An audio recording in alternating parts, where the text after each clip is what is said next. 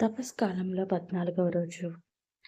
ఈరోజు యొక్క ధ్యానాంశము, ఎవరైతే దొంగతనం చేస్తూ తన యొక్క జీవితాన్ని మోసగించుకుంటున్నారో, ఎదుటి వారిని ఎలా మోసం చేస్తున్నారో, అదేవిధంగా దేవుడు ఏ విధంగా బైబిల్ పరంగా వాక్యం చూపించున్నారో చూద్దాం.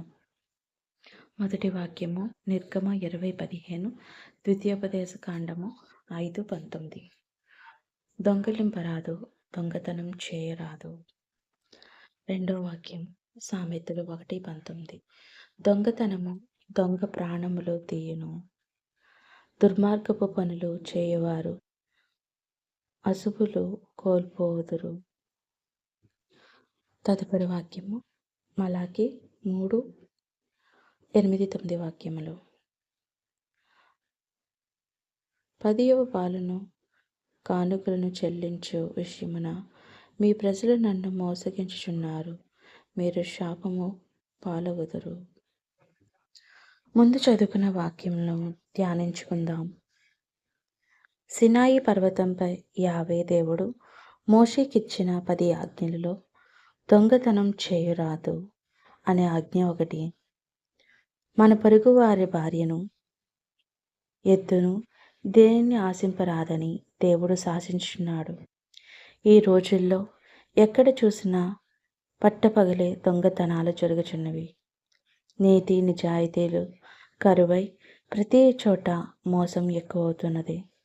దీనికి కారణం మనిషి పాపానికి భయపడక స్వార్థంతో నిండిపోతున్నాడు. ప్రతిరోజు వార్తల్లో ఎక్కడో ఒక చోట దొంగతనం జరిగిందని, అనేకమైన మోసాల గురించి చదువుచున్నాము, టీవీలో చూస్తున్నాము. కానీ దొంగతనం చేయువారు ఆ దొంగతనం ద్వారానే ప్రాణాలు పోగొట్టుకుంటారు. మోసం చేయువారు ఆ మోసం ద్వారానే నాశనం అవుతారని బైబిల్లో వ్రాయబడి ఉన్నది. అదేవిధంగా క్రైస్తవ విశ్వాసులు దేవుని వద్ద నుండి దొంగతనం చేస్తున్నారు, దేవుడిని మోసం చేస్తున్నారు, శాపం పొందుతున్నారు.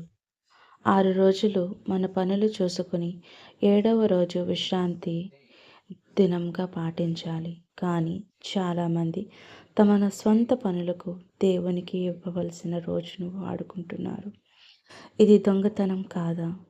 మన కష్టార్జితం నుండి 10వ భాగం దేవునికి చెల్లించాలి. దేవునికి ఇవ్వవలసిన భాగాన్ని కూడా మన స్వంతానికి వాడుకొని దేవుని మోసగించటం లేదా? ఫలితంగా దేవుని నుండి వచ్చే ఆశీర్వాదములు కోల్పోతున్నాము. కనుక దేవుని మన పొరుగు వారిని మోసగింపక నీతి నిజాయితీలతో జీవింప ప్రయత్నిద్దాం. అదేవిధంగా దేవునికి ఇవ్వవలసిన 10వ వంతు భాగాన్ని ఖచ్చితంగా దేవునికి చెల్లించి తద్వారా 10వ భాగమును నూరంతలుగా ఫలించు చేయమని దేవుడుని ఆశీర్వదించమని అడుగుదాం. అదేవిధంగా దేవుని యొక్క కృప కాపుదల మనకు కాపాడు. చివరిగా చిన్న ప్రార్థన చేసుకుందాం. మహా ఐశ్వర్యం గల దేవా, మిమ్మను నా పొరుగు వారిని మోసం చేసినందుకు క్షమించండి. మీకు విరుద్ధమైన దొంగతనమునకు మోసమునకు దూరంగా ఉండి చేయండి.